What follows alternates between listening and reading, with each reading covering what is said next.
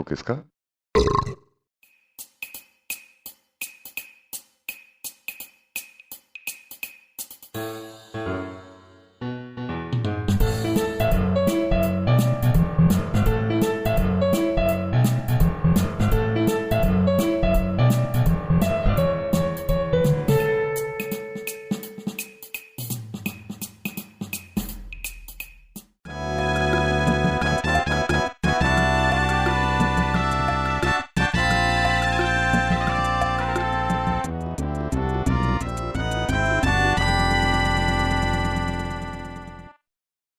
Hi, everybody. Welcome. I'm old.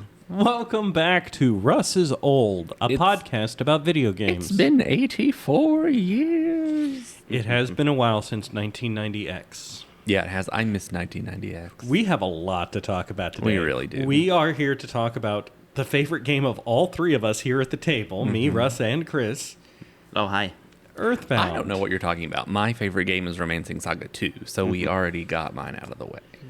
So I think we'll just jump into personal history and get this train rolling.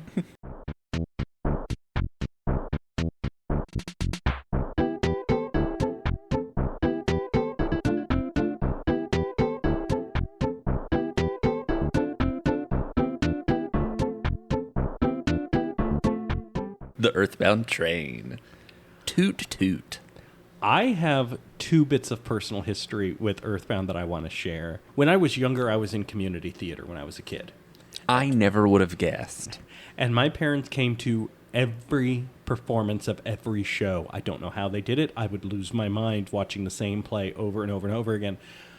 But opening night of each play, my parents would always get me a gift. And the biggest role I ever got as a little kid was playing Huck Finn in Tom Sawyer. Because I had long hair. I'm pretty sure that's the only reason I got the role. Nice. But it was the biggest role I ever got. I even got a little trophy for it at like the award, the Academy Award thing that they did with this acting group a couple of years later. And that night, opening night, my parents brought me my gift, which was Earthbound for the Super Nintendo. Aw, that's sweet. For their precious little boy. So it was brand new. I took it home, and I ended up playing it with my friend Rennie sitting there. Now, Rennie and I had just tried to build a raft like in Tom Sawyer. It did not go well, but we tried to build a raft and take it out on a lake. What an So you sank some interesting wood, essentially. childhood. Yeah. And I didn't talk to other kids when I was a kid, so this is fun. And when you start to up hear about. Earthbound, one of the questions it asks, first it asks you name your characters, and then name your favorite food, and then it asks you to name your favorite thing. And we decided to put in raftin', because there was not enough letters for rafting. There's not even enough letters for gaming. No, gamin'. Gaming. And so often now, Rockin'. and that turns out to be the name of your most powerful attack, is your favorite thing. And I think the default is like rockin'. It is, yeah. It's something. And then in 3, it's love. But so for me, it's always PSI Raftin' in my head because that's how Cute. I started with. Yeah. The other time Earthbound really affected my life was my first semester of college. Yeah. And I'm wondering Yeah, if I yeah. should tell this story or just let Russ tell it from his point of view. Oh, I don't care. You know what? I don't know that I've heard it from your point of view. So I'll start and I'll let you finish. But I'm not a storyteller. Well, I guess I don't know. I mean, I just saw you playing Earthbound On my laptop, your laptop in the before back row of class. Yes. I would often play video games on my laptop while I listened to the lectures. It kept my eyes and hands busy. Usually I would play games I'd played 100 times before because it helped me not get distracted. Yes. I mean, you were just ahead of the curve because Everybody does that everybody now. does that now. Yes. And that's when the random kid sitting next to me, my first semester of college, leaned over, looked at my screen, and said, "Is that Earthbound?" Earthbound? I love Earthbound. Yeah, I love Earthbound. Yeah. And then I went, well, then we're friends now. And that was 23 years ago. It was. And Russ is still here. Yeah. I am still here. Ah. Isn't that beautiful? Such a beautiful story. Earthbound was developed by HAL Laboratories with help from Ape Inc. Actually, it's Ape Inc. with help from HAL Labs. It was released in 1994. Ape Inc. So we are celebrating the 30th anniversary of Earthbound this year. Yeah. The main producer, the mad genius behind this game, is Shigesato Itoi. But this game would not exist if it wasn't for, and I'm so bad at pronouncing Japanese names, Satoru Iwata, who went on to become the CEO of Nintendo. But he was also a legendary programmer. Apparently, I just recently read a book about him, and his programming skills are insane and groundbreaking. And when Earthbound was struggling in development after like a year and a half, it was behind schedule, and they were having a hard time. Iwata came in, saw what they had, heard what they wanted to have, and he told them, okay, we can get you there. It will take 2 years. Or throw away everything you have now. We start from scratch, and we can have what you want in 6 months. And Itoi has said that he was serious, and he would have backed us either way. He would have helped us through 2 years of the way we were doing things. Or he would have helped us scrap it and do it in 6 months. And they chose the 6-month option. And that's why we have Earthbound today. Wonderful. Because Itoi is kind of a crazy genius, but he is not a programmer. Yeah, same. You kind of need to be a sane genius for programming. But the man is an absolute rock star in Japan, which is weird because he came to fame as a copywriter. He wrote like copy for ads, and somehow in Japan that he was good enough at it that he became a celebrity for that. He had a few other things, and he was also an author. To give you an idea of Itoi and his level of popularity, this is a man who basically said, I would like to voice a character in a Studio Ghibli movie, despite having no acting experience before. And Studio Ghibli said, absolutely, you can be the father in My Neighbor Totoro. Come on in. He told Nintendo, I really wish there was a really good fishing game. And they went, let's make it for you. Let's make it with you. Let's do this. What was the really good fishing game? It's called like Shigesato Itoi Fishing. Yeah, something like that.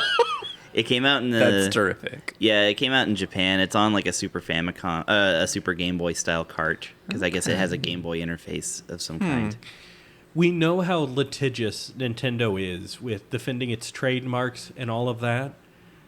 I think it is deeply telling that Itoi has a company called like Hobonichi that sells legitimate branded Earthbound merchandise. Yeah. Nintendo allows this man and his company to sell something that they could have stopped. I think he has the majority stock in Earthbound, doesn't he?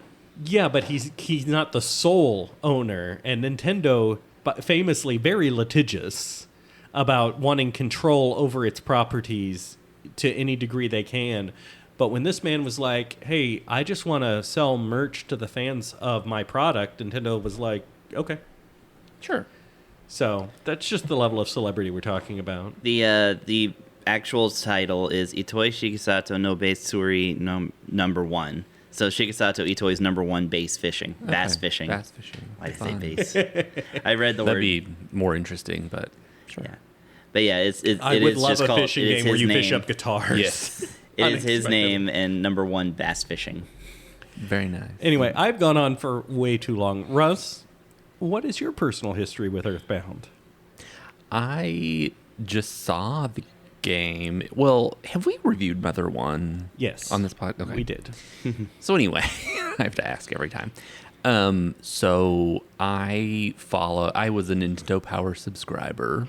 As was I. From issue, not 1. I mean, I have issue 1, but I really got on with like the Super Mario Brothers 3 strategy guide. I got in whenever they were offering a free copy of Dragon Quest if you subscribed. That's when I subscribed. Was it Dragon Quest or Final Fantasy? I thought it was Final Fantasy. It was Dragon Quest. Oh, it was Dragon Quest. Okay. They had too many of them and they weren't selling. Well, great. Okay. So I read coverage of Mother 1, which they had fully translated and just never released.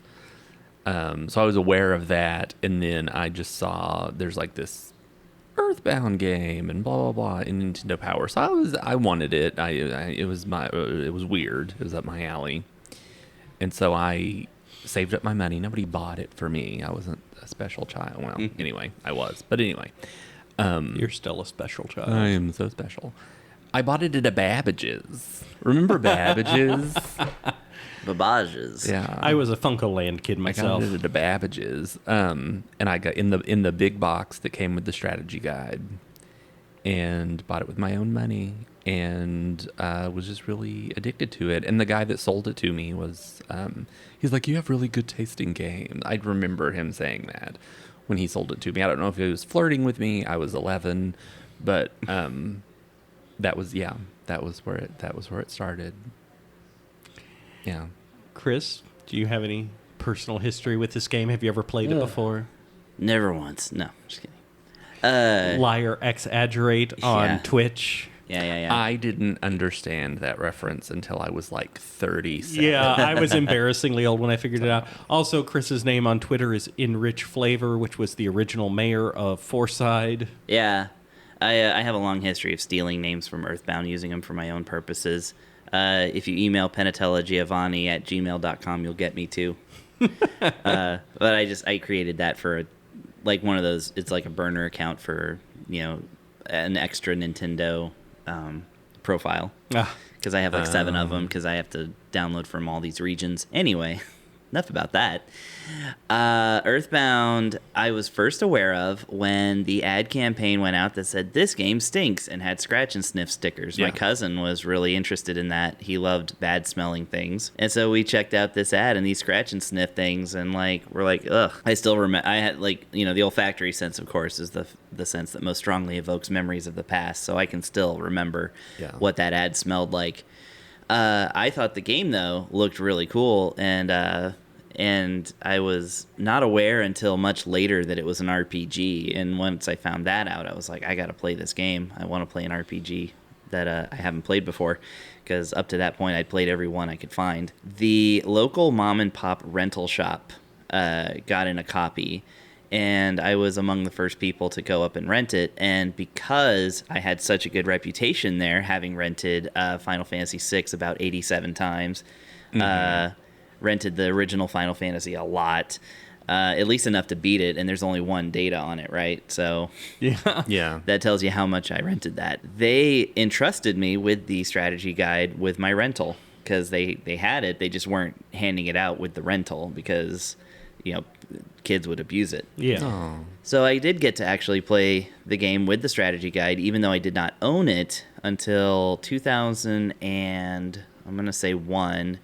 when I bought it on a fledgling eBay for $27. Yeah. That copy, Wow. 27. Good Lord. Okay. yeah, $27. It's 100 times that now. People don't understand. There was a period of time where NES and Super Nintendo games were dirt cheap because collecting them hadn't become a thing yet. Yeah. They were seen as old technology, so you could pick up rare NES.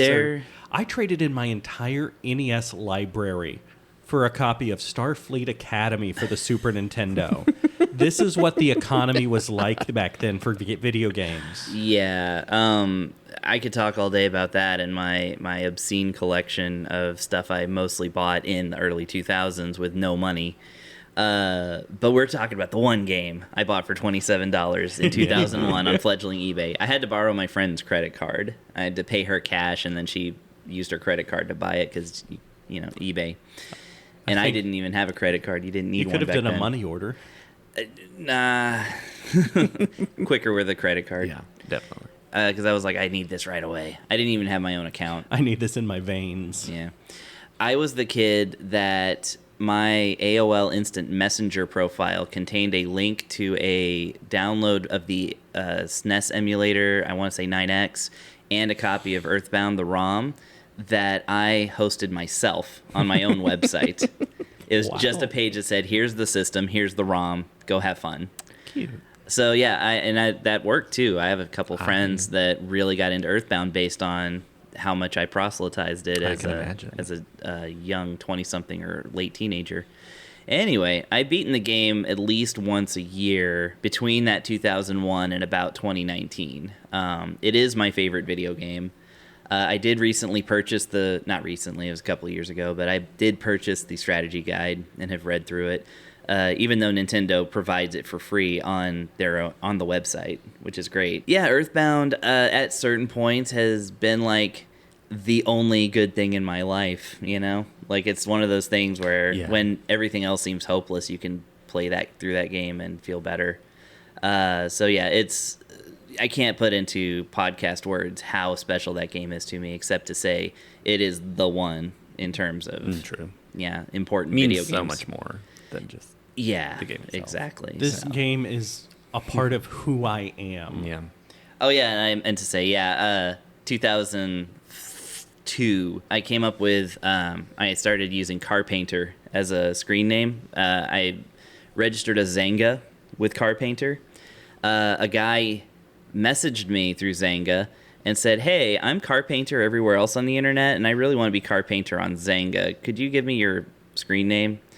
He was a fellow Earthbound fan. I was like, "Yeah, sure." He was like, "Great, you should join the Starmen forum," and I did, and I never went there again. I didn't like it, but after that, I was like, "Well, I need to come up with a different name," and so I was like, "Liar Exaggerate." I love that guy.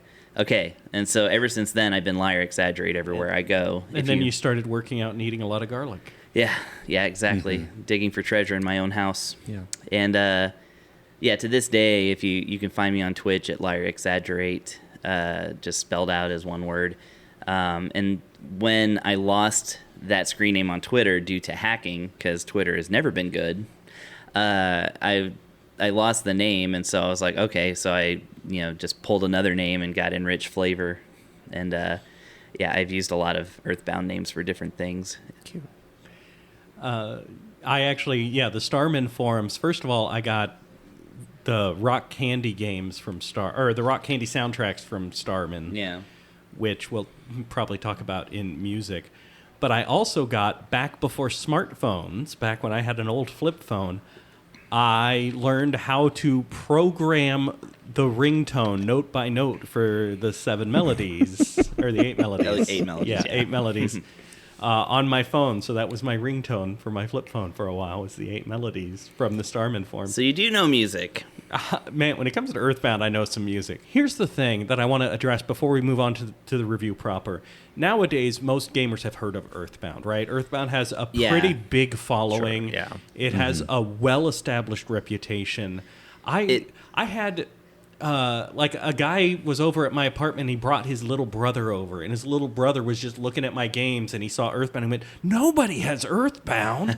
Yeah. Everybody knows Earthbound now, but Old people have Earthbound. we are Old people do. Yeah. we are 3 old timers at this table now. Russ and I are in our 40s. I think Chris is too. I am. Yeah. We grew up when Earthbound was unheard of. Yes. Not just Yeah. unpopular, unheard of, because it did not sell well when it came out. Nope. And the internet wasn't around to form a community of people who loved it and could proselytize it for other people to learn about it and love it. And instead, you were just the one kid in your town who had heard of and played this game. And you'd talk about it to other gamers and they go, "What?" Right up until Super Smash Bros. Yes, that helped Sure. explode it in popularity, because then people were like, "Well, who's this character?" I feel like there were 3 big events in Earthbound's post-publishing history. And the first one was, Super Smash Bros., where Ness was a very hard-to-get secret character. Or was he the first one and Luigi was the hard one to get? It's one of those two. I don't recall. I think Luigi's the first one you get, and Ness is the last one you get. N64 is my blind spot. I have no idea. God, that's like the only one anyway, whatever. And then, in Melee, he's a stock character, so he's a main character. So, like, it's somewhere in that era of the 2000 and 2003, folks are like, who is Ness? What is Earthbound? And then some of them lucked out and either got a copy or visited my AOL Instant Messenger profile and downloaded one. And it was like... Then I think when Mother 3 came out and there was all that buzz about it, a lot of people kind of were talking about Earthbound at that point. I feel like it wasn't talked about as much, but then people were like, oh, I'm an Earthbound fan. I've been playing it for 2 weeks. And you haven't been there for the long story. right. Well, it's one of those things where... I mean, gates are open. Everybody Yeah. come in. I don't care how long you've loved Earthbound. If you're an Earthbound fan, you're part of the family. Yeah, the only difference between an old Earthbound fan and a new Earthbound fan is just that we remember when nobody When there weren't knew it. any other There Earthbound weren't any. fans. Yeah, we had a very lonely experience with the game that not a lot of people have now. This is one of the cool things about the early internet. The internet kind of sucks now, but this was one of the cool things about the early internet was Starman.net founded. And suddenly there was a place online for fans of this obscure, unheard of game all over the world to come together and find out that they weren't alone. And that's where I found out I don't like fan communities. That's the very first one that I was can see that I got happening. in and I was like, not for me. And I quietly left. And yeah. Anyways. I haven't done much on Starman, and I'm not here to say Starman is the end-all, be-all, but it did create a meeting place for kids to find out they weren't, or for, I guess, young adults at that point to find out they weren't alone. It's very valuable for people who are into that. And then I feel like the third explosion was with Twitch, because it's a very popular game to do a first playthrough on now. So it's like, and it brings all the boys to the yard for sure. Yeah. We are now 20 minutes into this review, and we haven't started yet. That's true. That's fine. Yeah, this is going to be a long one. I don't have any notes written for this one. This is the one time I'm going note-free. I am just raw-dogging this review Russ style. Yeah. That's my favorite thing to do. Thank you for letting everyone know that. Well, you I'm just never kidding. come in with notes either. No, so. I never do. No, But I don't need notes for this game. This game is in my DNA. Yeah. But I am going to have to reference the notes to remind me of the order of the sections we discuss because I've never memorized it. So let's go ahead and Well, move. that's just being old. Let's go ahead and move into story and characters.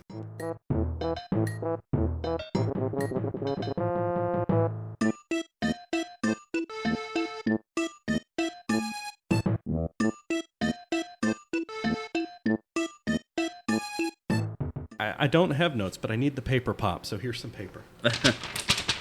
I also didn't write this out ahead of time, so let's see what we get.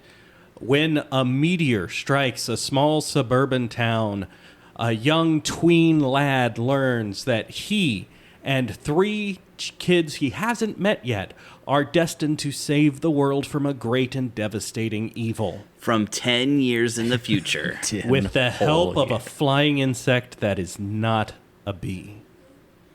True. True. Yeah. Who also dies shortly thereafter. From the distant future of 2000X. From a story perspective, Earthbound is kind of set up like a TV series. It's a little bit like Great Greed, too, where there's kind of an episodic nature to the story because you come to a new town, things are bad. You have to fix the things so that you can move on to the next town where things are bad in a different way. And you have to fix the things. Basically, saving the world piece by piece. It's even a little bit point and clicky in its thing. Thinking to like the Diamond Mine and things like that. It's got like some point and click elements to the story. Yeah. Collecting the item, taking it to the person, Yeah. or using it. Yeah. Anyway. The story does have some interesting twists and turns because there's a time travel element involved. The story is set in a modern setting, which is very unusual for a JRPG. I love the main characters using a baseball bat and eating cheeseburgers to recover his health. That he finds in the trash. Yeah. 3 of the kids have psychic powers, and one of them's just really smart. The coolest one. One of them is has just no really, PP. really smart. Yeah. Yeah. Note PP. There's from the Rock Candy collection, which again, when we get to music, but there's a fan-made rap song that covers the events of the entire game called Bus Depot Blues. And they describe Jeff as equipped with sky-high IQ and impeccable dress sense. Yeah. Well, he does. Yeah. He's in his uniform. Jeff is great. Did you love that a character was named your name? in Earthbound, or did you care? I didn't care that much because I was identifying more with the main character. Sure. It could Had just you be named him Jeff? No, I stuck with the canon names. I almost always do. But even now as an adult, and it may be ego, I see myself more as a Ness than a Jeff. Well, yes. So having a Jeff in the party... And was I'm actually a fun. Jeff. You really So, are the Jeff. I related to Jeff. Jeff is not even my name, but I liked the Jeff. Yeah, I relate to Ness. I liked Jeff. And the personality I have given him. I liked discovering that, at least for me, Jeff is like the best character with his bottle rockets and all of his items that only he can use and his never missing. And I really like Jeff. For all of the characters' quirks and cutenesses and oddities, they don't have an excessive amount of actual character. No. They have some. They have a little bit that you can pick up from dialogue, but mostly you invest them with character as you play. It's kind of that you're told what their personality is from other characters. Yes. Mm-hmm. Paula is sweet, kind, and even pretty. The 3 most important characteristics in a woman. I'm kidding. And Pooh is willing to let a ghost break his legs and rip his ears off. Yeah. Mm-hmm. And we kind of get the sense that Jeff has himself a little boyfriend. Yeah. Good old Tony. Yeah, I didn't pick up on it when I was younger because I wasn't exposed to gay people until college. But You're welcome. hi, Russ. But yeah, Tony is definitely gay. I mean, he's constantly making an O face. Tony is 100% gay and in love with Jeff. Jeff's feelings are unclear. Yeah. He, I think he appreciates Tony on some level because when you do talk to him at the very end of the game, Oh yeah, he says definitely he has at a least, kind heart. He at least sees Tony as a good friend. Yeah. So yeah, there's our 4 main characters: Ness, Paula, Jeff, and Pooh. What an unfortunate name. But God, it's the side characters that really sing in Earthbound. From Liar Exaggerate, I love him. who goes digging for treasure in his own basement and finds an evil statue. Okay, so Liar Exaggerate by day is a billboard guy. Yep. He may be responsible for all the silly billboards that you can read in the game, which says, like, if you like sports, that's fine by us. Tucson Sports Committee. Or Athletic Committee, whatever. But yeah, by night, he has this rundown shack that he's one of those, like, you know, kind of weird neighbor, but befriends like a kid, and like he's like, I'm gonna show you this, but I'm only gonna show you this, like, kind of thing. Which people nowadays, of course, read into his character like way more creepy than he is. It's just like it's a trope of 80s and 90s television that adults had children friends in children's movies. Yes. Yeah.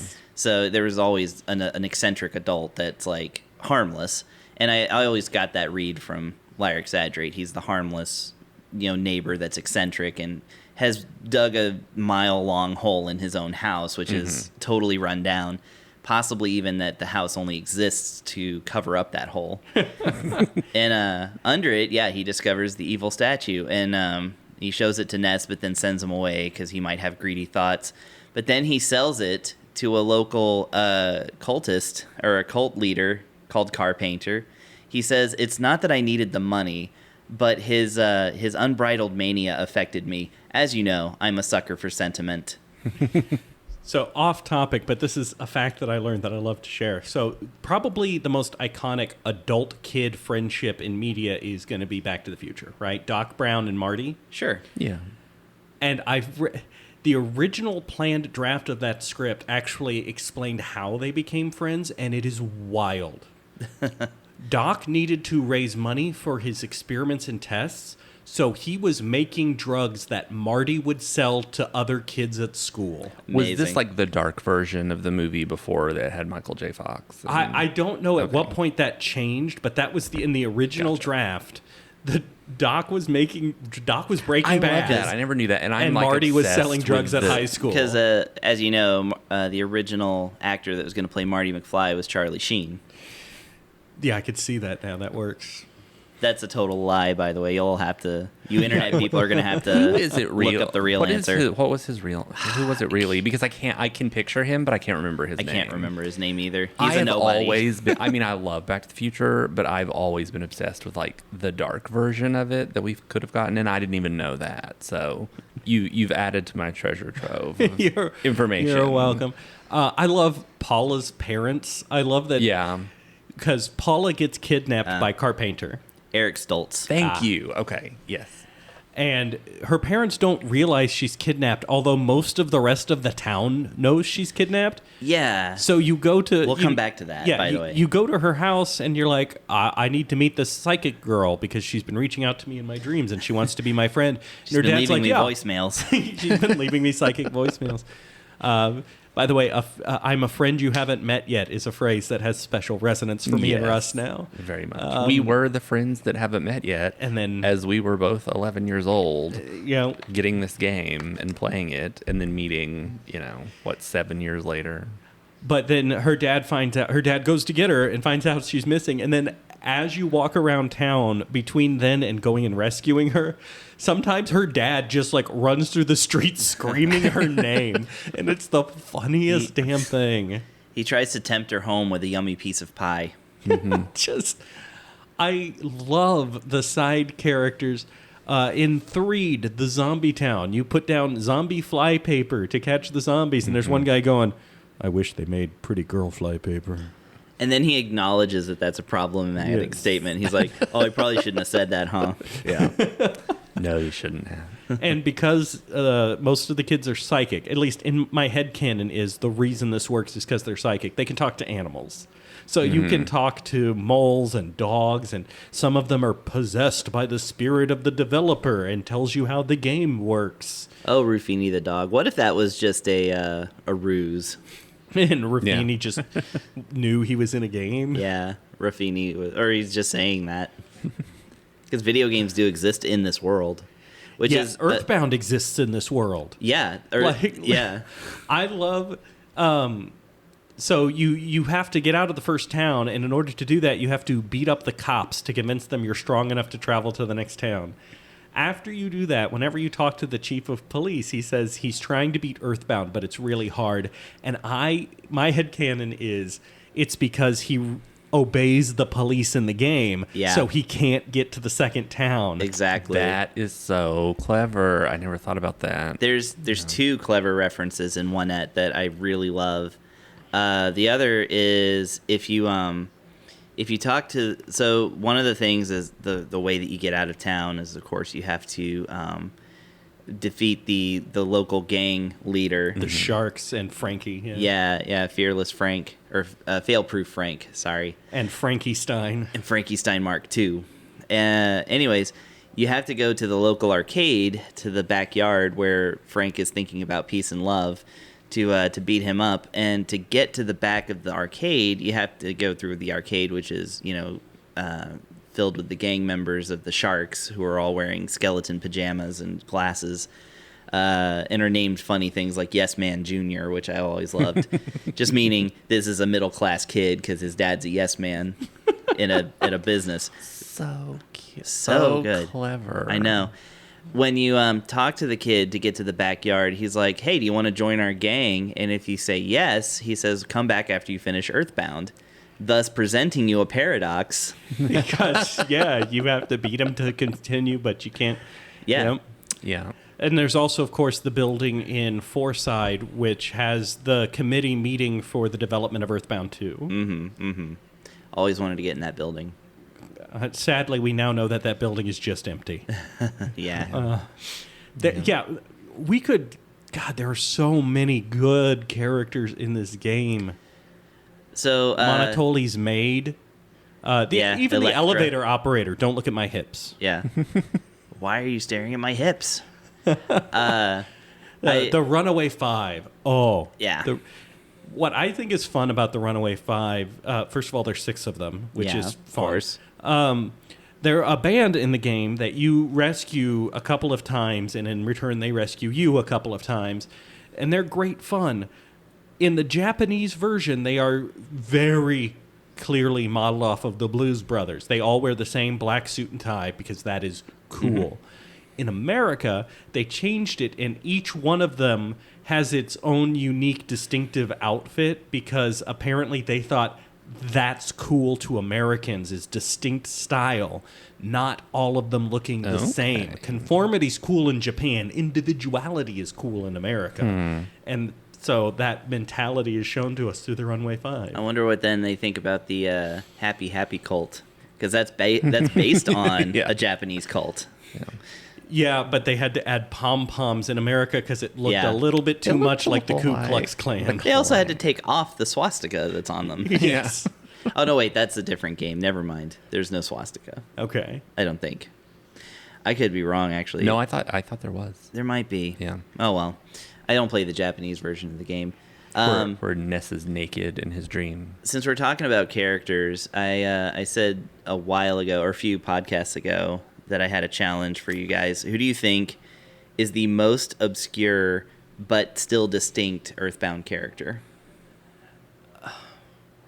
See, what if you're looking for like the most obscure name? I think Enrich Flavor. Yeah, I Enrich think is one of the Flavor most is obscure names. I think there's Because- one even deeper.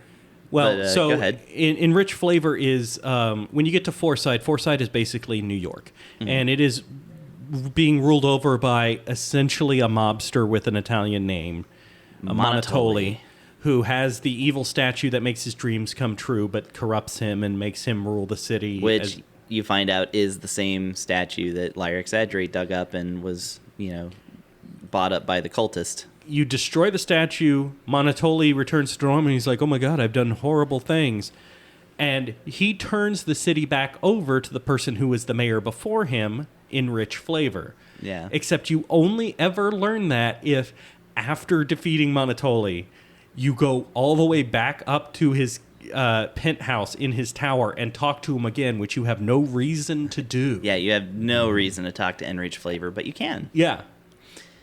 So For me, I think my favorite NPC is, and he doesn't have a name, but it's the guy in the desert who just stood there and watched while Pokey took a couple of deuces in the middle of the desert and apparently just watched the whole thing. Yeah, he's in Scaraba. Yeah, he just watched this kid drop trow and take a couple, like 3 dumps in the desert and walk off. And then when you come by, he's like, hey, watch where you step. Yeah. Kid was just pooping out here.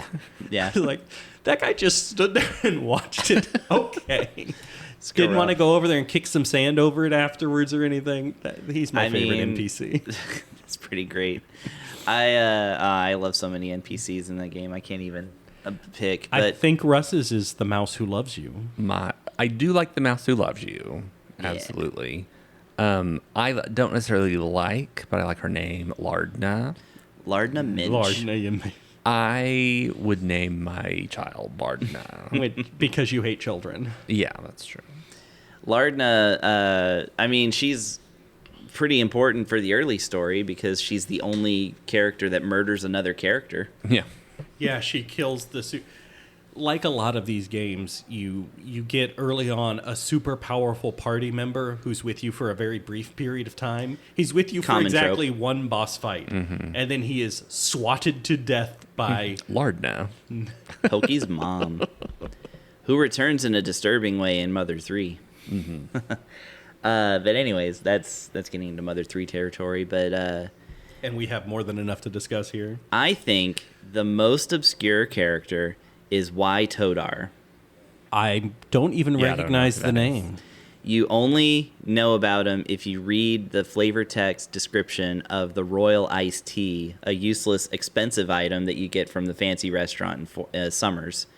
If you read it, it just mentions that it's made by the famous tea maker, Y Todar.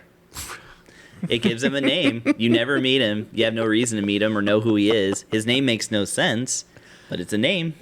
It sure is. And then there's the Mr. Saturns. Yep.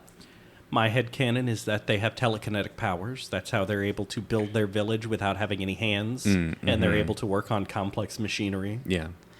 I feel like it's more of a hive mind situation. Oh, I think it's definitely a hive mind as well. But I do think they're simple creatures. They're meant to represent innocence. So I don't know if there's even anything fancy about them. Unlike the flying men, who represent bravery. Yeah, the flying men, who also can die, but only in Ness's mind, so I don't count it. Replaying the game this year, I had what I think is my definitive playthrough. For the first time ever, I got the Sword of Kings, which we can talk about later. Congrats. Man, like 20 hours of my life spent trying to get that damn thing. I got it once by accident. I got... Just the luck of the draw. I got the... is it the Gutsy Bat? That's the rare? You can get the Yes, Gutsy Bat. I got that one once by accident. Yeah. I didn't even know it was rare. It's just like, boom, here's a Gutsy Bat. Cool. But I also beat Ness's Nightmare with a flying man still alive at the end of the combat. Wow. Very good. Is I wasn't even necessarily something to write home trying about. to do that, but I did it. Yeah. And it meant that the flying man was actually blocking Ness for the whole power leveling up screen. Nice. Ness is facing the camera, and there's a flying man blocking him. That's funny. Okay, we really could talk story and characters forever. Are there any other bits of story or character that we feel like we need to hit before we move on into combat? My favorite NPC is the girl in the Happy Valley who buys the mushrooms off your head. Oh, The one that hunts mushrooms, Yeah, she hunts Yeah. mushrooms and she wants the Well, mushrooms. she's in the Peaceful Rest Valley. Yeah. Peaceful Rest Valley. Yeah, thank yeah. you. Mm-hmm. Apple Kid and Orange Kid. Yeah. Love them. Every time I invest in both of them, I know there's no point in investing in Orange Kid, but I gotta hear the ode to Orange Kid on the Suporma. So but see, I never play it because I know then that item goes away. that's the point. We can get into mechanics on that. I would love to actually, but yeah, story and character. I could go on all day. I gonna like say- all of the enemies that are like people with blue faces, the New Age retro hippie, and the cranky lady, and the extra cranky lady, and the unassuming local guy. And, Unassuming local guy was a name I used to at some point. Yeah. That was my nickname in high school. And drunk old party man. Annoying reveler. Mm-hmm. Yeah, So many. Love him. God, we could just talk about this game forever, couldn't we? yeah. I mean, how much are we wanting to get into like stuff like the end of the game? Just leave it alone, or I think I at least want to talk about the mechanics of the end of the game because that boss fight is unique. yeah. So, but we can talk about that in combat or innovations. Okay. Speaking of, unless anybody else has a burning NPC, I mean, they're all great. They are all great. All right, let's go ahead and move into combat system.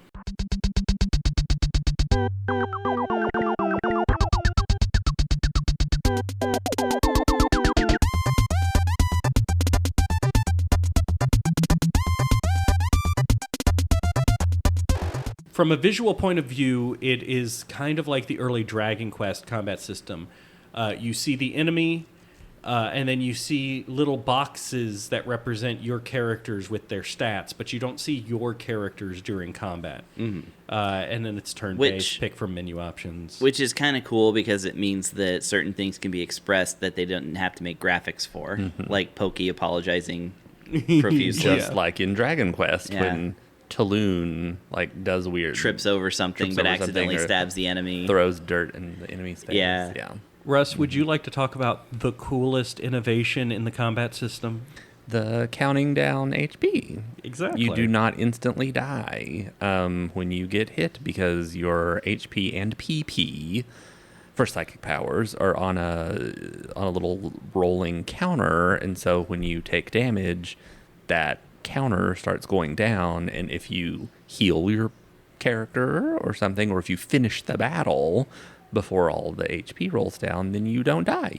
You have what is still left, which the game cleverly teaches you in the Peaceful Rest Valley when you fight a giant tree, several giant trees, who can explode and do an insta-death attack on you. But if you they die when they do it. So if you just finish the battle and leave the battle screen before your HP rolls Make down, sure you're you fine. save them for last if Yeah. they're in a group. Yeah.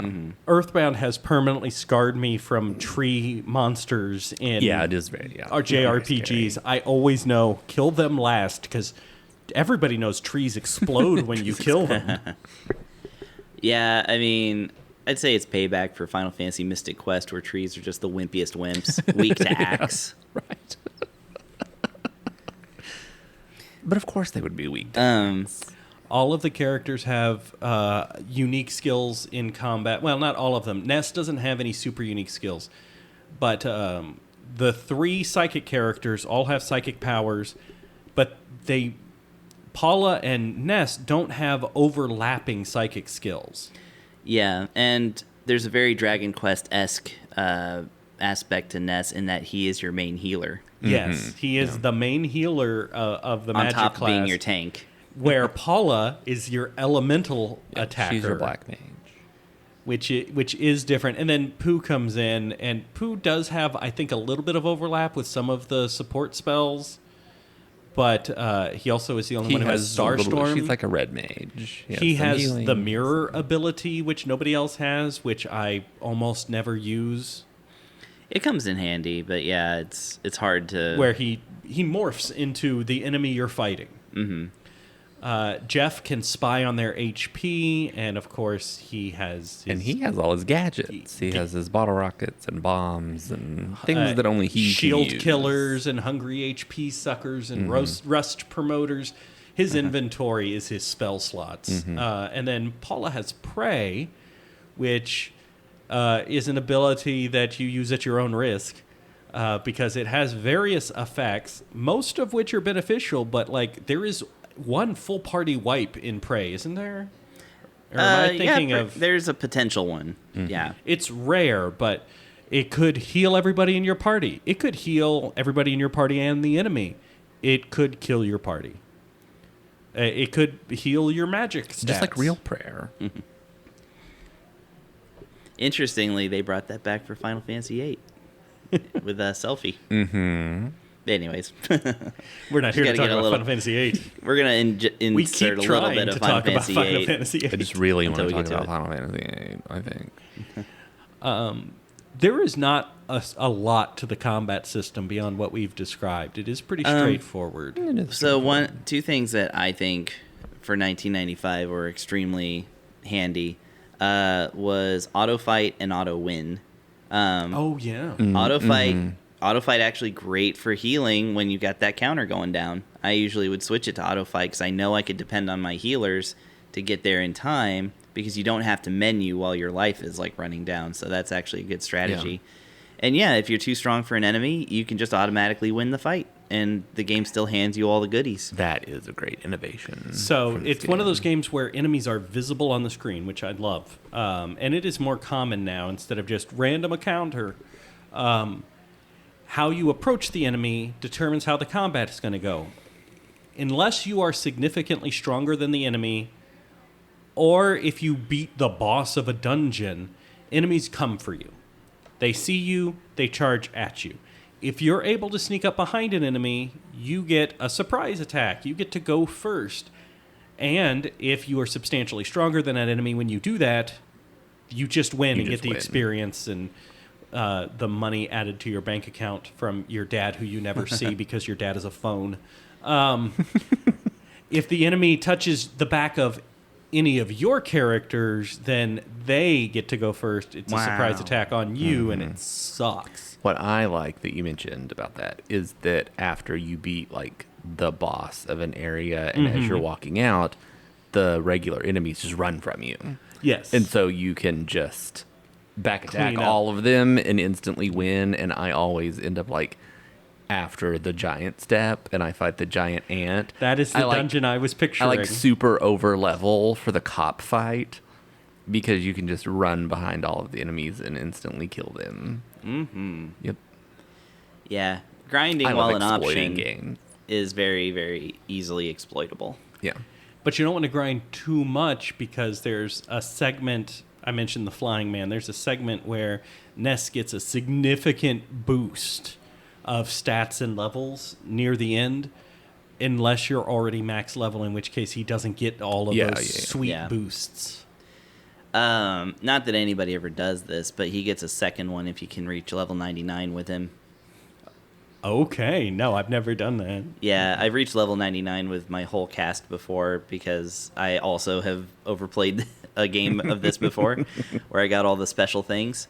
And yeah, when I reached level 99, I was pleased to find out that Ness actually gets like nearly capped out like everything. Wow. Oh, nice. The game's just like, okay, well, you've played it this much. We don't need to we don't need to challenge you anymore. What are we going to do, throw a super boss at you? This is That's Final pointless. Fantasy. Just go ahead. Do what you want at this point. Since we're approaching the end of this section, let's go ahead and talk about the special droppables here. Oh boy. Right? Those are for one, those are for like second and third time through playthroughs for sure. Except do not for try accidentals. Except for Yeah. accidentals, Yeah. yeah. Do not try and go for these in your first playthrough if you haven't played the game. In fact, don't listen to this if you haven't played the game. 'Cause I'm pretty sure we're spoiling everything. Oh, yeah. Scattered throughout the game are... So, like a lot of games, enemies can drop items. Scattered throughout the games are rare drops. They are... You have a 1 in 128 chance of the enemy dropping these specific items. I don't remember all of the items. There's something like 10 or 15 of them scattered throughout the game. There were that many. I just know. Yeah, some of them are just like a super bomb from the rolling dice or gotcha. something like Okay. that. Yeah. The most famous of these is the Sword of Kings, because Pooh doesn't have any weapons in the game Or that armor. that or are good for anything. him. Yeah. Well, he has one set of armor, and you can find him in treasure chests throughout, well, present boxes throughout a couple of dungeons, like close to when you get him. But Yeah, like the the- weapon is elusive. Yeah. Yeah, you can find the equipment for Pooh just by being a diligent player, but the Sword of Kings is the only weapon that he can use, and it's only available from one enemy near the end of a very long and difficult dungeon. And when That you is- beat oh, that yeah. dungeon, that enemy is gone Gone. forever. Yeah, it's a completely missable item. So it is very... So the difficulty is you've got to get all the way to almost the end of this dungeon to get to the room that has these enemies. Then you have a 1 in 128 chance of them dropping this weapon. And those odds change depending on whether or not you're encountering them by themselves or in a group. Because the group, by the way, contains an exploding enemy. So Yes, you're it can. guaranteed to take damage unless you auto win. There's also another enemy in that area that they can sometimes team up with that has a super bomb, which is 1 out of 128% chance. I got 2 of those before I got one Sword of Kings. Yeah. So the problem is you have to go down there and grind against this enemy. But you're at near the end of a long dungeon. So your resources are probably depleted, and it's a question of how long can I grind in this area before I just die? Or leave and Yeah, or work your way all the way back through the dungeon unless you have an exit mouse in You your need an pocket. exit mouse. You always And you gotta can have an only exit have mouse. one exit mouse at a time. yeah. And then go all the way back in and try again. I have spent 20 hours of my life grinding for this sword total, and I finally got it So- this playthrough. Well, I feel obligated to tell this story. In my playthrough where all my characters reach level 99, the first thing that I did actually was to purchase a T-Rex bat in Winters when I only had Jeff. Nice. Because that's something I like to do. It's very stupid, and I'll Yes, it is. I don't know if it's worthy of this podcast, but I'll tell you about it one way or another. But yeah, when I went down into Stonehenge, I was like, okay, here's what I'm gonna do. I am gonna get my actual notepad and actual pen. I'm gonna start making prison style line marking counts of how many battles it takes for me to get the Sword of Kings. I'm gonna I'm gonna see if I can fill up this notebook with little lines before I get like this super rare item. I got it on the 3rd encounter. I hate you. I hate you. And I still have that sheet of notebook paper where I only wrote 3 3 lines. tick marks. Very nice. Very nice. Oh. I think I wrote O at the end of it. So that is something that hardcore Earthbound fans like to do, is these 128 runs, where the Yeah. idea is to try and get all of the rare items. And we mentioned the Gutsy bat before. That's another 128 item. Not exactly the last. Well, I guess it is technically the last available, but it is after a point of no return. So you're at the end of the game. You cannot go back to any other point in the game, and you can get this 1/128 item. Yeah. I do actually, because this person's a friend of mine on Twitch, and also she got a Kotaku article written about this. There's a Twitch user called Amy Divergent, who used to be called Tragic on Twitch, and she also loves Earthbound, and wanted to play a 100% playthrough, which included getting the Gutsy Bat.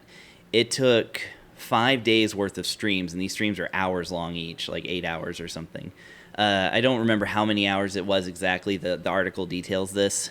And just for days and days and days, she was struggling to get this Gutsy Bat. And it finally dropped, and she just got like so ecstatic, instantly kicked her SNES, and it crashed. Oh, no. On stream. Yeah. She eventually did go back in and get it. But yeah, that was that was on her stream, and is now like a video that lives in infamy for her. And I have one last thing I want to talk about bats, and that is the Casey bat. Oh. Because it is always funny to me to see, like on Reddit, people posting questions in Earthbound who have never played this game before, and you can identify them every time because they have 2 questions. One is, why is my game making a random beeping sound every 8 seconds? You have a chicken in your inventory. Yeah. And you had an egg that turned into a chick that turned into a chicken. Yeah. Which is an early way to make money, right? You can get eggs for like $11. Yeah, and it's a great demonstration of something that is going on under the hood in Earthbound, and that is to say a persistent timer. Yes. A lot of games did not have a persistent timer back then. It usually was based on something like movement or events. We're talking about Romancing Saga with enemy encounters, or Dragon Quest IV has it by movement frames or something like that. Earthbound has an internal timer. That's why when you play the game for 2 hours, your dad calls you and asks you, have you been playing? You sure you shouldn't go home and rest? Or maybe you should save your game or something. You've been out there a long time, champ. It's also how Ness can get homesick if he Ness has to gets call homesick. home often enough because he's a kid. It's how the entrance to a certain dungeon requires you to wait in a spot without moving for 3 real world minutes. Yup. The longest minutes in the world. Yes, every time. So, real quick, the eggs, you can purchase a fresh egg for $11. You wait, I don't know the time, but it's... Which, by the way, now like nowadays, $11. You purchase 1 fresh egg for $11. You wait, let's say 3 minutes. During that time, the egg hatches and becomes a chick that makes little peep sounds in your inventory. And then it makes this chiming sound because now it's a chicken. And the chicken cluck does not sound like a cluck. It just sounds like a beep. Beep. And then the only use of a chicken is to sell a chicken for $110. Yeah. So it's a significant profit, and it's very early in the game. It's a way to just raise money. Yeah, but I mean, really though, fighting enemies in that amount of time, you'll get more money. Probably. But it feels like you're... Yeah, it feels like a scheme that you can do, but that segues great into another thing that we can talk about that's divisive about Earthbound. The inventory system. Yeah. Can we hold off on that? We'll talk about it in innovations. Oh, okay. I thought it was part of the mechanics. We're almost there. Yeah. No so 2 things that you hear from people who hadn't played Earthbound before. Why do I have a beeping sound? And why are all my attacks missing? Because the Casey Bat is a super powerful weapon that you get that misses 75% of the time. Because it's based on a poem. Yeah, it's based on Casey at the Bat. And if you're not paying attention, just auto-equip, the best weapon that I have. No, don't equip the Casey Bat. You will. Yeah, when it hits. It misses. Yeah. It just misses. Yeah. I do love that Earthbound plays around with things like that. Yeah, it's such an obscure reference unless you're old. Like, because Casey at the Bat is like, it's known if you're like, a boomer essentially. But yeah, it's an old baseball poem about an arrogant baseball player who strikes out at the bat, and so convinced that he can't. Yeah, he misses 3 times. So that means that the bat always misses 3 times. He specifically doesn't even try to hit the first 2 times because he's so arrogant. He's like, watch this. First pitch flies by. Second pitch flies by. And then he's like, all right, now it's for real. Spoilers, by the way, for people who don't know the poem. For a poem from the 1800s. Yeah. And then the third time he does swing and miss, and it shatters him. Yeah. Do we have anything else combat related we want to talk about before we move on to innovations, and we can let Chris start with the topic that's nearest and dearest to all of us? I didn't even remember that we weren't in innovations because I would have saved the timer for that too. Yeah. But you were talking about the chick. Yeah, so I was getting to the Casey bat, and you know what? It's fine. Yeah. I don't have notes. It's fine. Let's go into innovations.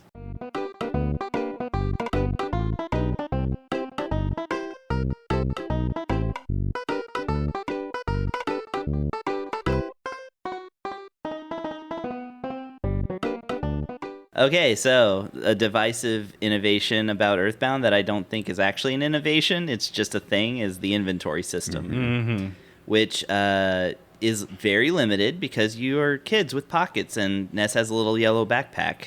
You also have a sister who serves as a kind of hub for certain items and stuff, and that works itself through an elaborate system of like, and this is from the original Mother game, by the way, too. But it works itself out through like an elaborate system of having somebody pick up items from you and bring items to you.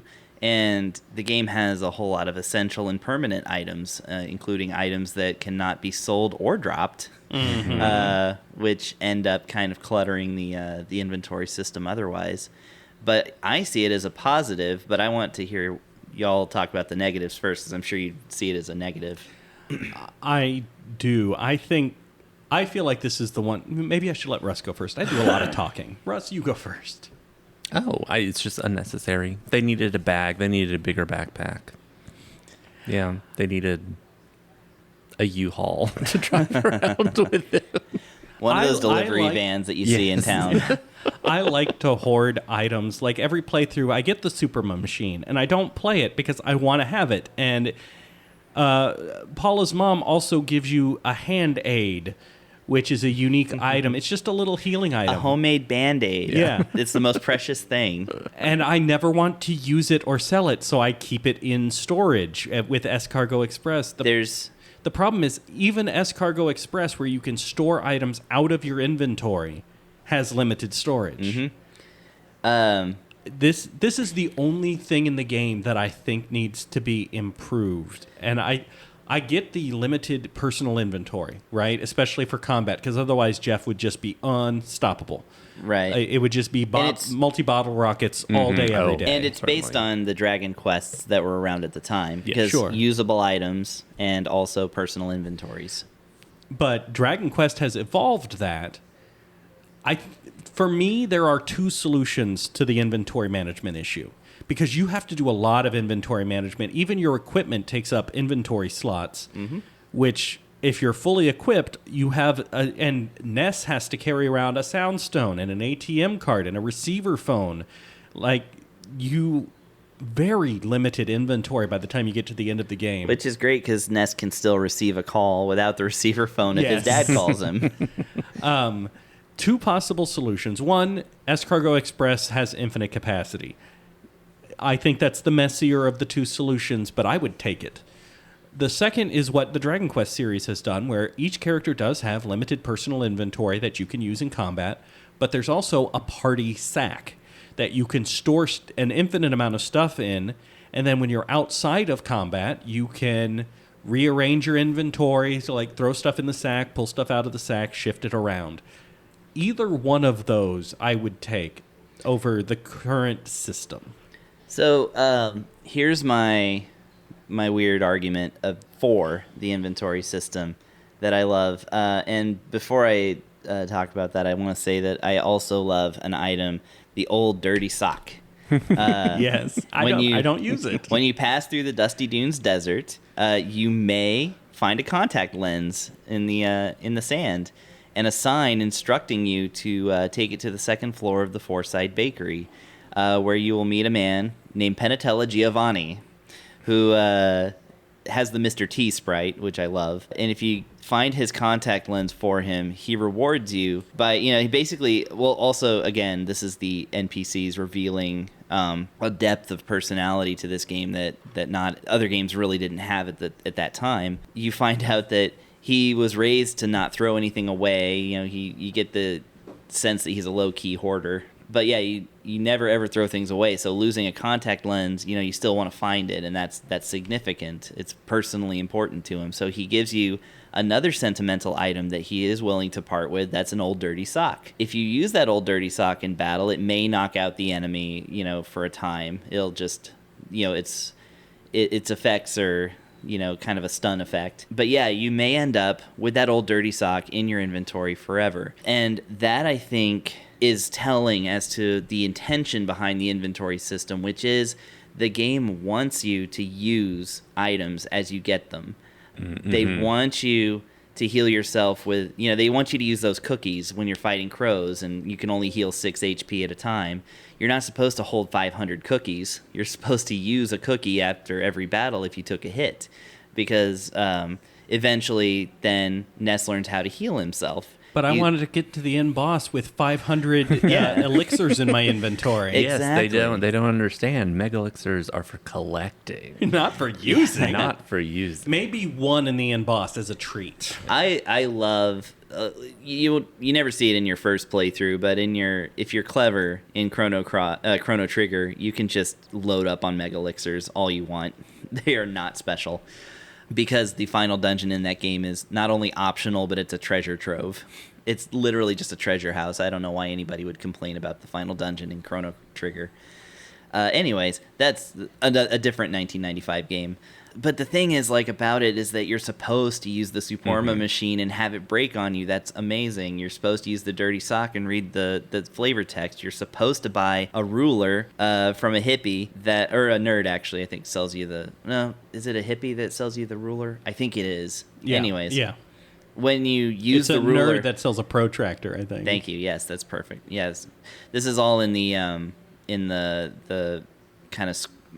That also sounds like a joke, I would say, but it is. Yeah, that's all in Berglund Park, which is a kind of a flea market that you come across in the second town on your way to meet Everdread, the crime boss. I always get the for sale sign. Yeah, you can get the for sale sign. The ruler is a great example too, because it takes up a precious slot of your inventory and does nothing. When you use it in battle, Ness can figure out the length of things easily, is what it says.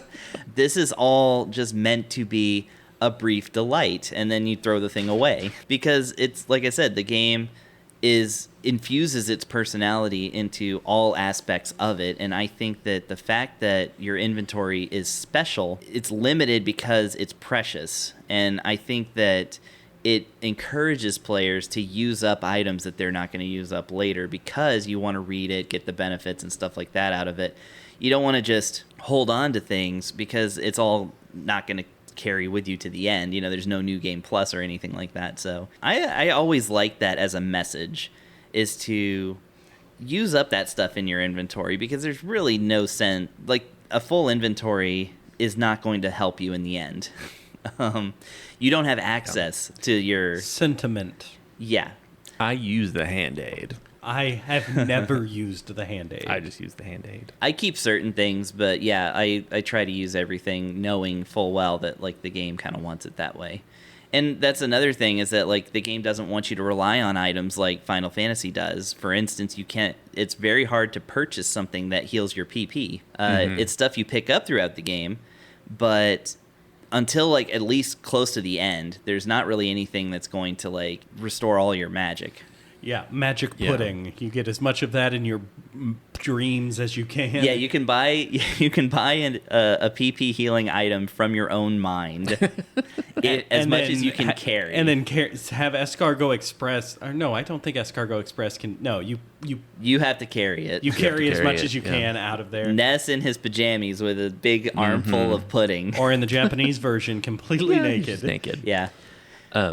That is an interesting point. I like that point. I've been playing the Paper Mario remake, and I have felt like the last time I played it was when it came out on the GameCube, and I've realized that the limited inventory in that game really pressures you to like use the items that they give you in battle. Yeah. It's like to remind you, like, this isn't a Final Fantasy. You Yeah. don't have to hoard all of your elixirs.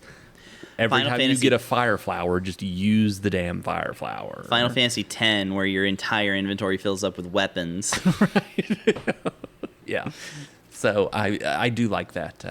I do like that they did that. Yeah. You know. And again, the game gives you, through your psi powers, your PSI powers, it gives you all the tools you need to win.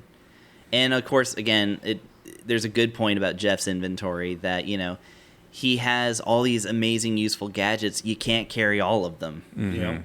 You cannot use all of them. Because you want to fill him up with multi-bottle rockets for the end boss. Exactly. You could also give him the temporary, you know, game-breaking damage item. And yeah, like, just hold on to those rockets and, you know, while Jeff's marching towards the boss with an armful of rockets.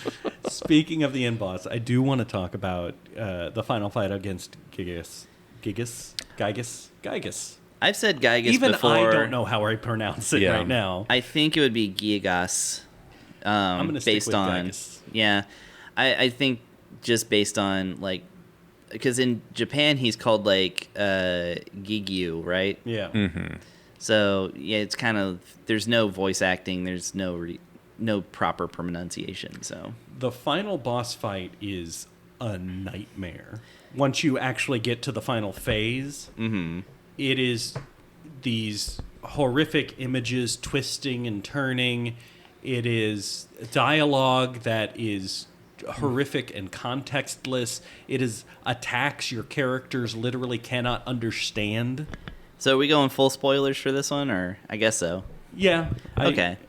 Yeah, because the lore of it is that you've been warned about this guy for the whole game. This dude called Giygas, who is the Universal Cosmic Destroyer from 10 years in the future. Except you fight him 65 million years in the past or something like that. Something like that. But and then yeah, when you get to him, you find out that he's become so powerful that he has to be contained in the Devil Machine, and his steward, whom you will recognize from other parts of the game, who you have to fight, then releases him, and he's just a mindless, like, you know, kind of a who's that racist guy that does Cthulhu and stuff? Lovecraft. Yeah. That Lovecraftian, like, That racist nightmare. guy could be anybody. Yeah, no I know. kidding. But there's only one racist guy that came up with octopus head guy. Yeah. And I was about to say that, but I love the idea that Giygas is so evil that he has gone insane. Because it feeds into that idea that everybody is the hero of their own story, right? Almost nobody outside of a poorly written villain will ever hold their hand up and go, I'm the bad guy. Most bad guys believe they're doing what they're doing for a good end. Except Kafka. In their own mind. Kafka also insane. Yeah. Well, It feeds into... There's a series of fantasy books that I like. It's the Midkemia, the Rift War cycle. And one of the characters there points out that the nature of evil, of actual pure evil, is insanity. Because it's not acting with any self-interest. It is acting against its own interest as much as it's acting against your interest. True evil is insane. And I think Giygas represents that. In between Mother 1 and Mother 2, he has become so consumed with evil that he has lost his mind. see, I personally don't believe they're the same character. I have another weird theory that I'll tell you all off the air. Okay. But yeah, there's an alien that looks a lot like Mewtwo. Yes. In the first game, that is a fan theory is that it's the same bad guy but in a different way, and especially since the opening screen in Japan of Mother 2 is Giygas Strikes Back. Right. So it's I always just felt like that was just a movie poster style type thing. But anyways, But this has since turned out to be apocryphal, but one of the stories Atoy used to tell is the dialogue, which is disturbing and weird from Giygas, is from a scene from a movie he walked in on by accident. Essentially, he walked into a movie theater in the middle of a rape scene, and he was young and he didn't understand what the rape scene was or what was going on, but the dialogue stuck in his mind of just, it hurts, it hurts, it hurts, and I'm not going to keep going. It really is pretty disturbing. But people have tried to hunt that movie down because he remembered the name, and they can't find a scene like that anywhere in that movie. Yeah. So I don't... Again, he was a kid. We all get mixed up memories from a kid. Right. I don't know what movie he saw this scene in.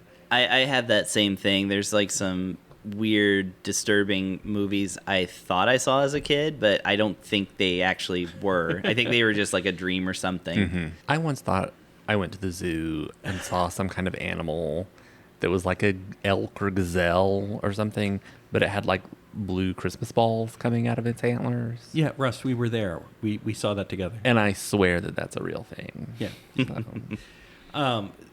So the other neat thing about the end boss is it's a gimmick boss, which we haven't seen a whole lot of so far.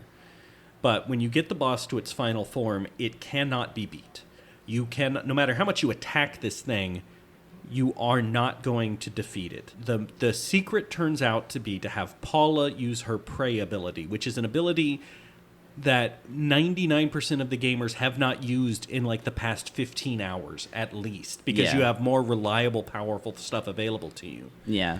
And every turn that she prays, she reaches out to the people that they have touched along their journey, to the people that they have helped, who now pour their positive feelings for Ness and his friends to help them, and that deals damage to Giygas, Which, in increasing amounts until it gets... I don't want to spoil the last person, No. the last part. So, but eventually, by repeatedly praying over and over and over again, you find the help you need to defeat Giygas with positive feelings. yeah, and Because the game is about overcoming depression. We're done. It's about friendship. well, The whole sequence is also really well homaged in a webcomic called Kid Rad. And if I haven't done a side quest about Kid Rad, I need to, and I'm not going to do it here. But go hunt down Kid Rad. I promise you will thank me. So yeah, I always thought that something was very interesting. So the prey thing is really, really last ditch, and usually Giygas will get you to the point where you'll just be floundering and like looking for something. And but the thing that I always thought was really interesting about Prey in the US release, I can't speak to the Japanese release because again I haven't played through it. I don't speak the Japanese language, believe it or not. I know. I've only been watching anime for 35 years, and I know about 6 phrases. Yeah. You're told at the beginning of the fight, at that phase, because we were talking... I didn't mention Pokey before, but yeah, he shows up and says, why don't you try calling out to your friend, or to the darkness or something like that. It's like, you have some kind of psychic ability, right? You can talk to people outside of... whatever. He taunts you with it and says that it'll never work if you try to do that. He's literally telling you what the mechanic is. Mm-hmm. Yeah. Which is fine. But it's funny to me because we know Paula has the ability to talk to people, psychic, telepathically. Sure, that's how we meet her. That's how we meet her. But the word that's used in the menu is pray. And I think that that's so funny that so many Americans don't figure that out for a long time because they're so used to the idea that prayer does nothing. They're Right. like, this is mechanically useless. There's no possible way that praying is going to get me out of any situation. And I just think that that's so funny that they chose that word. Yeah, because it's not what she's doing. She's not praying to the Christian God. She is praying in that sense. She is opening her heart. She is sending out actual telepathic signals that she has to reach out to other people for help, which is something that the story has told you time and time again. Not only can she do, but it's extremely effective. But because she's just kind of, when you use it in battle normally, it's just like she's just kind of praying to see what happens, and then something happens. So you're kind of like, okay, so, and the benefits are never super beneficial. Like you never get like a full party heal. Like you get a little bit healed for your whole party at best, or some PP is healed. That's also nice. But it's never like everybody falls asleep. Yeah, or everybody falls asleep. It's never like a mega elixir situation. It's not like Aerith's praying, which is badass. Aerith is a better prayer. Yeah. I have one last innovation I want to talk about because it's the end of the game. Oh. And if you guys have more innovations, you can talk about them. But this is my final note because this really stood out to me as a kid and still kind of stands out today because I love story and characters in these games so much. I always wanted a Final Fantasy IV sequel that was just walking around the world and talking to everybody after you've saved the world and seeing how everybody's doing. And in Earthbound, you can do that. You beat the boss. The walk around ending, yeah. Yeah, you beat the boss, and you're essentially told, hey, take Paula home. But you don't have to take her straight home to end the game. The entire world is open to you. Almost all the enemies are gone. There are 2 enemies that remain as a glitch in a corner of the game that unless you're looking for them, you're not going to find them again. But the whole world is now safe and happy, and every character in the game has new dialogue. You can no longer save the game, but you can spend an hour or 2 hours going everywhere in the game and talking to everybody you've ever encountered and learning their new dialogue in this new safe world that you saved. And that is so cool to me.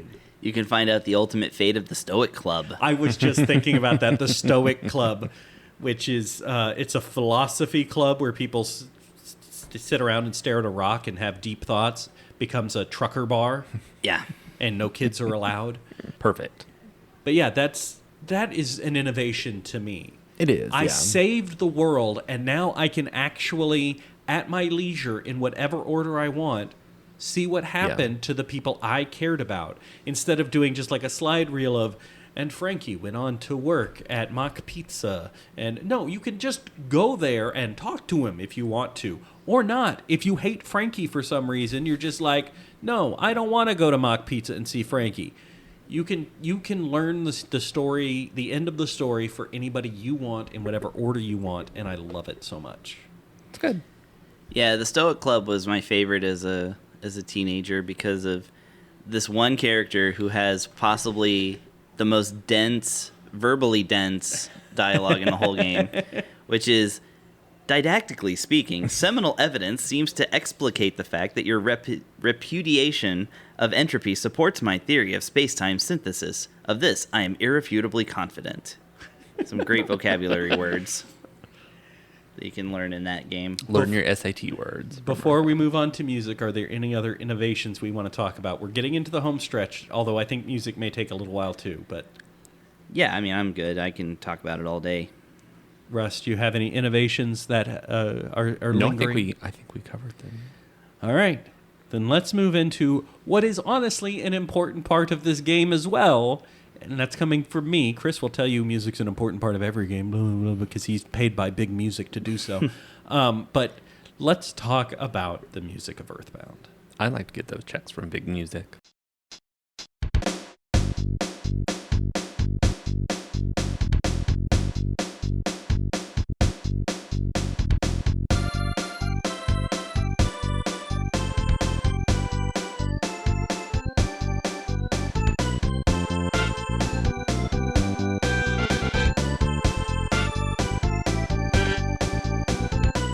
They're not very big, are they? No. Here are my poor notes to use or not use as you wish, because I got so used to preparing just like little snippets about the composers before Chris joined us that I've never stopped doing it. Yeah. Chris doesn't need my help, but I can't stop. No, it's fine. Like the thing about this game is that so primarily, well, there are 5 composers in total, but we're only going to focus on 2 of them because these are the 2 who also worked on the original Mother, and so a lot of their themes are reused, and their partnership is a little bit more important to this soundtrack than going over every person. But yeah, one of them is not a video game composer, and the other is my favorite video game composer. So yeah, there's not really a huge need for notes on this one for me. But yeah, so the soundtrack of Earthbound is primarily written by Keiichi Suzuki, who is a Japanese, I don't know if you say rock star, pop star. He's a musician in Japan of note.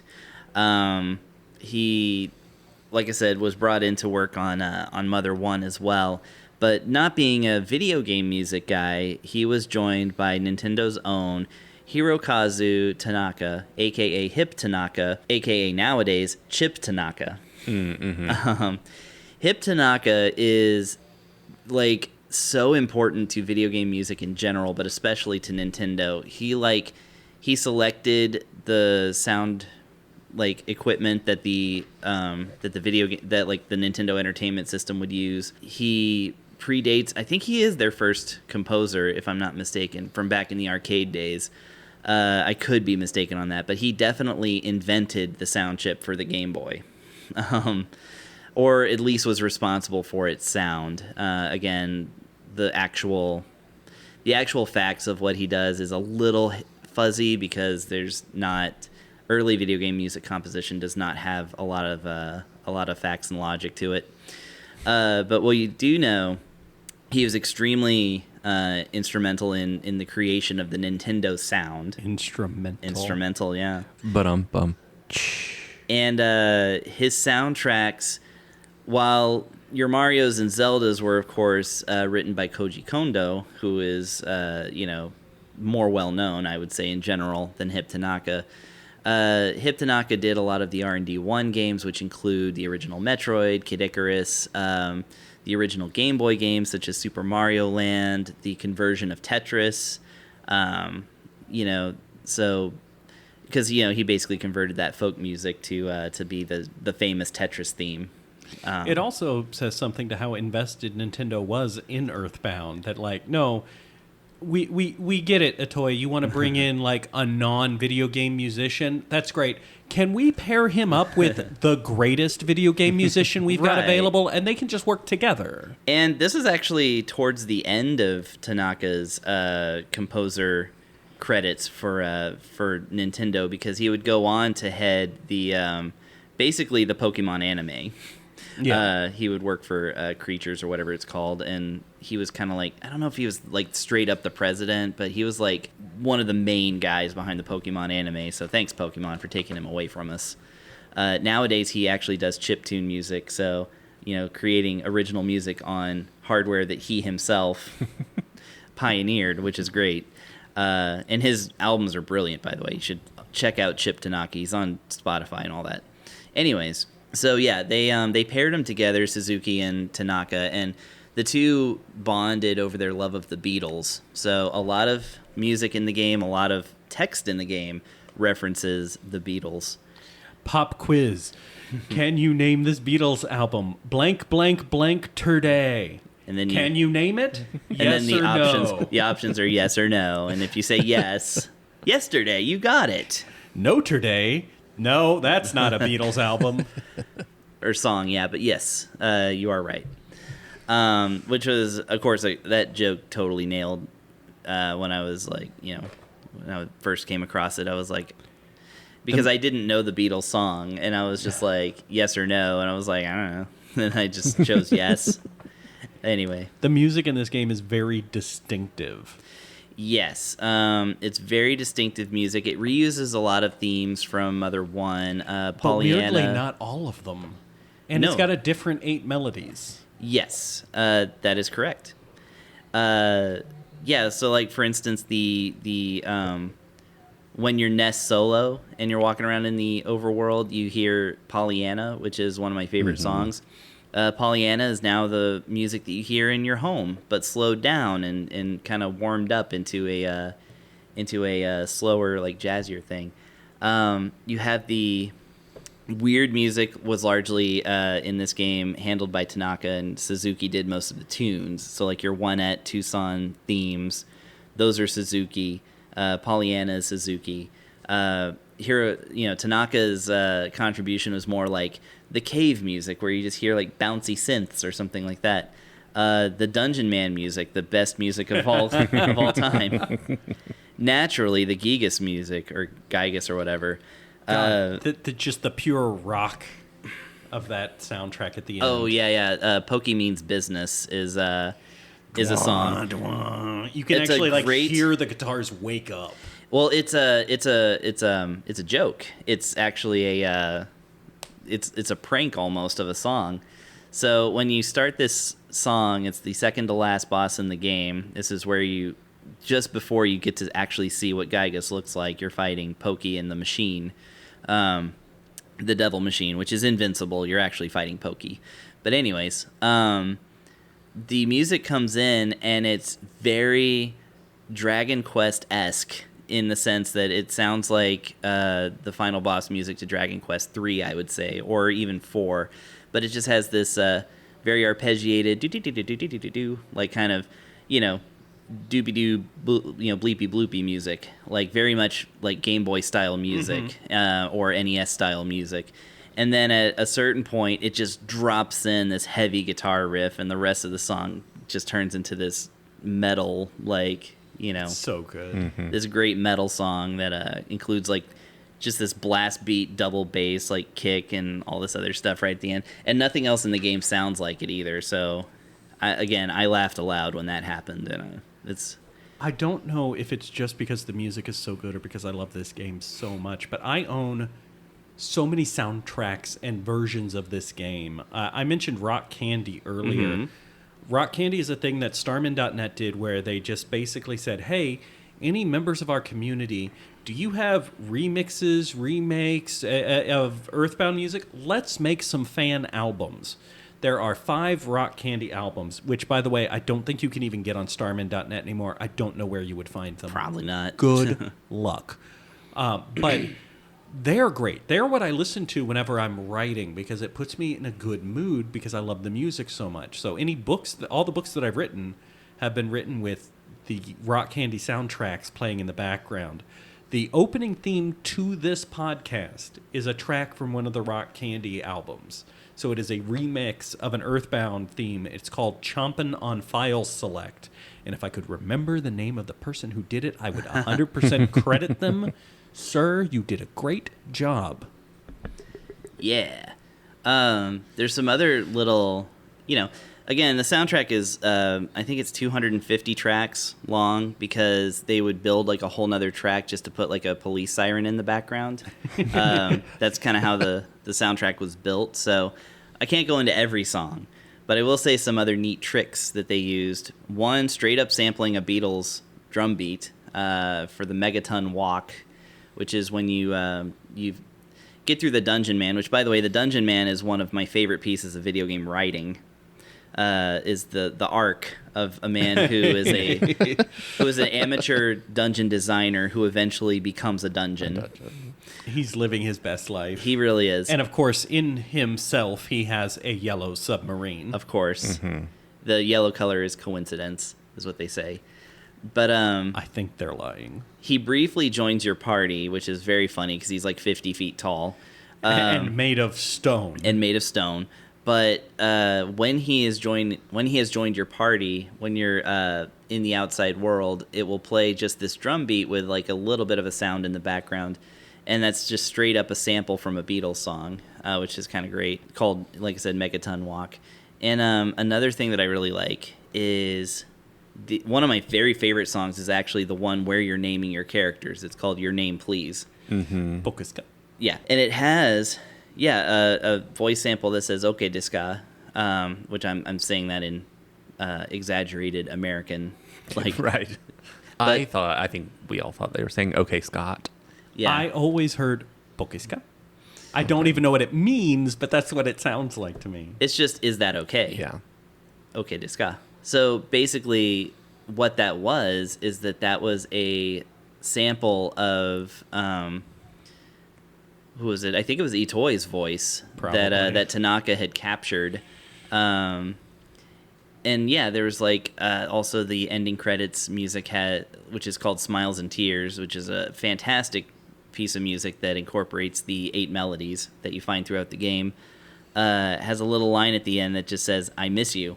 Yeah. and that's also Itoi's voice. He put that in there as a kind of, it was basically a message for his daughter, I believe, because he was working on this game so much he didn't get to see her that much, and she was very young at the time.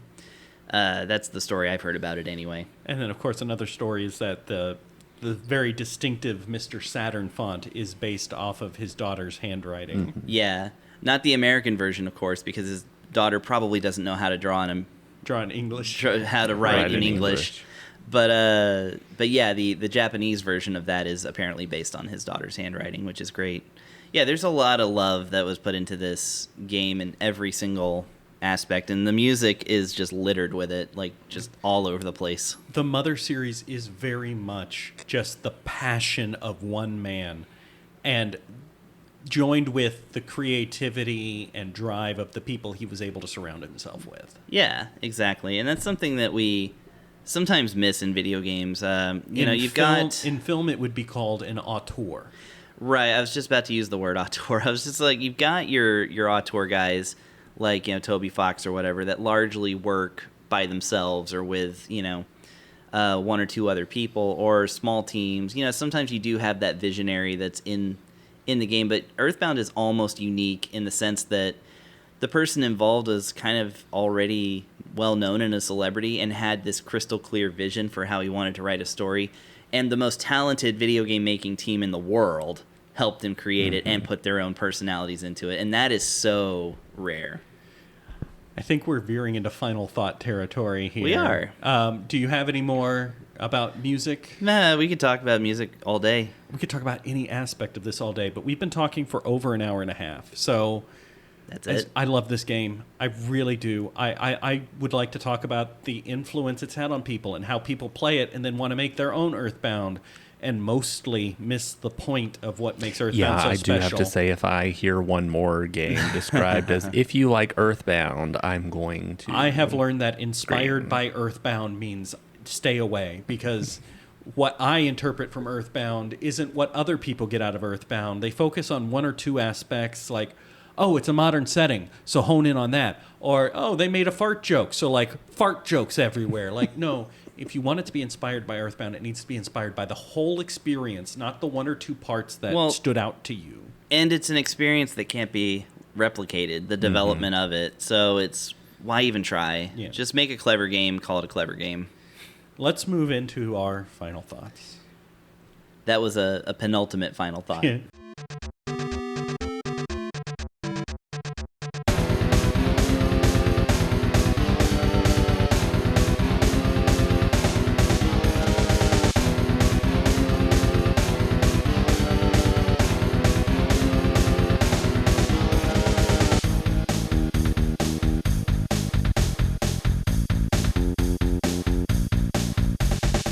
Russ, go ahead.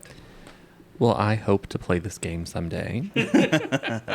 Sounds very good the way we've been describing it. Yeah, it sounds real good. My blood sugar might be low.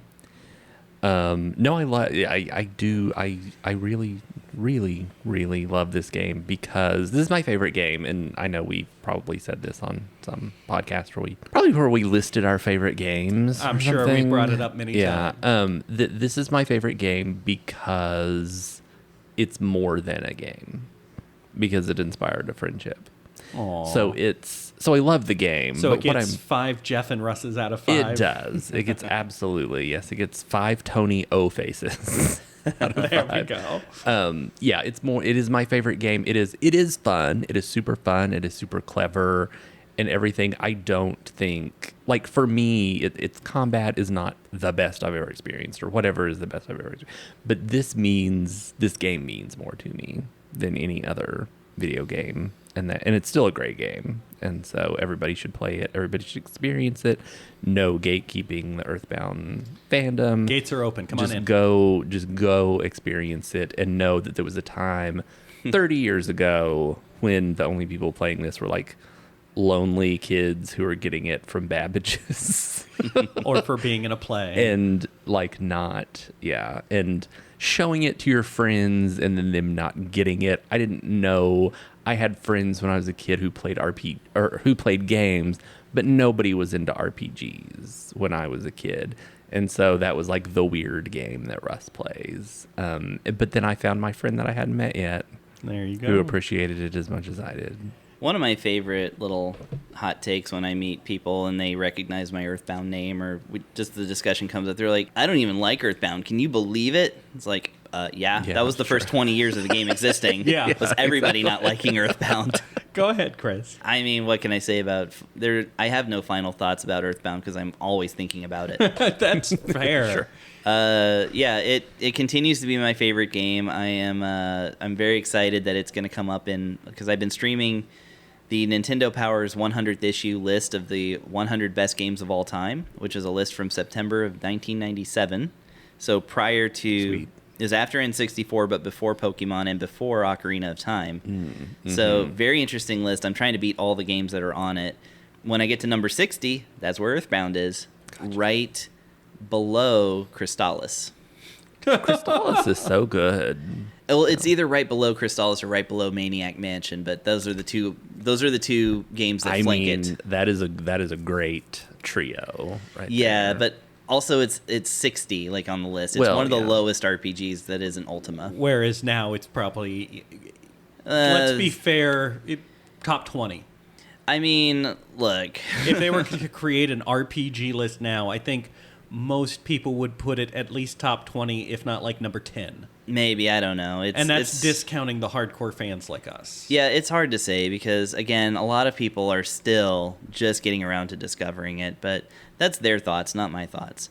Yeah, it's just like it's just going to continue being my favorite game. I learned so much about like things that I like and like what I don't like and why.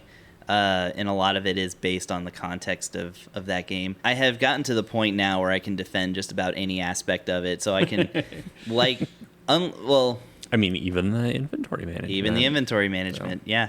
That's one that I've been, arguing about with people for a while. And when I find the energy to argue about anything with Earthbound again, I actually am usually reticent to talk about anything in Earthbound because I don't like the arguments. An hour and 42 minutes of content says otherwise. No. When I had a video game blog, I dedicated a week to Earthbound and wrote over 100,000 words on it. So when the floodgates open, they open. But yeah, like I said, the best way for me to put it is I have no final thoughts. I will continue thinking about Earthbound and in a positive way. It's an S+, 5 old dirty socks out of 5. Mm-hmm. I am going to try and keep this brief. I also could talk forever, but we have been. So we could talk or not talk forever and still find things to not talk about. Chris unfortunately stole my rating because I do give this game an S+, which is not a ranking I've ever given or will ever give again. Maybe a triple S. This game is a part of my DNA. It is a part of who I am. And even though there is one part of the game I don't enjoy, which is the inventory management, that's the one thing I don't enjoy. It's not the monkey cave? The Talarama monkey cave? No, I don't mind the monkey cave. It's fine. I like that one too. I think it's funny. Even though there's one thing in it that I don't enjoy, this is a perfect game as a whole. I love this game. I love everything about it. And I love the friendship that it's given me.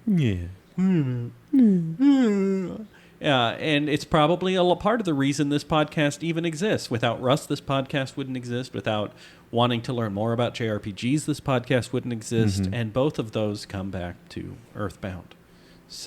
And Great Greed. Sure. We got to point out Great Greed. And Great Greed. We are definitely the only podcast that started with Great Greed. So, Earthbound is... And I do remember that. Phenomenal. Gates open. Everybody come in. But you know what? If you don't like it, that's okay too. Like what you like. But don't argue with us about it on the internet. No. Well, we're not going to argue with you. You'll come up to us and say, we hate it, and we'll say, okay. That's fine. We're not going to get in an argument. Anyway, we're going to skip plugs and everything because we've been going on for a long time. Next episode, we are talking about Star Ocean 2, which is another great game. But first, I think we all need to take a nap. So we'll see you next time. I definitely need a cookie, and I don't want the crow to steal it from me. We'll see you guys next time. Bye forever. Bye.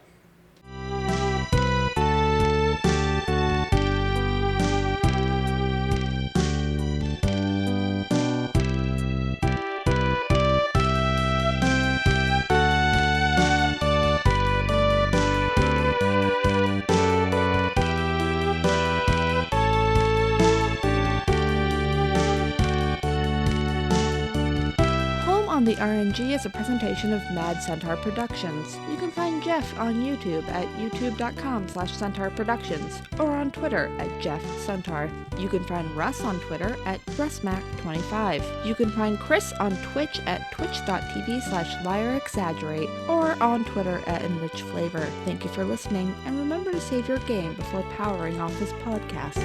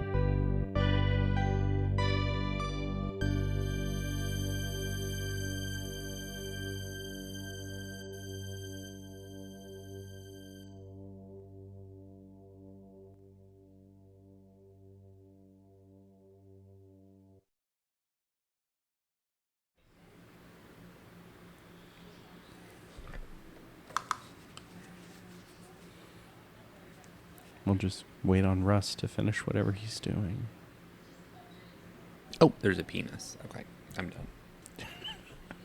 Sometimes the penis just shows up on my Twitter feed. I'm glad I hit record early enough to catch that. Oh, good. Okay. Don't worry, it's just penises. Just, oh, good, there's a penis. I'm done. Like, that's what he was looking for. That's the I just game. needed to see one penis, okay? Everybody's got one. He scrolls through Twitter, and it's a matter of how long till penis. Yeah, when you're gay, sometimes there's just a penis on your Twitter. I think you Whether mean, you asked for it or not. I think you mean X. No, I don't mean X. I don't know what that is. I mean, you want to talk it is one of the letters on the alphabet. It will show up on your Twitter sooner or later. You talk about wanting to name a website something that sounds pornographic. Not a website, but an app. I'm so old. Oh my God, I'm so old. Anyway, hi.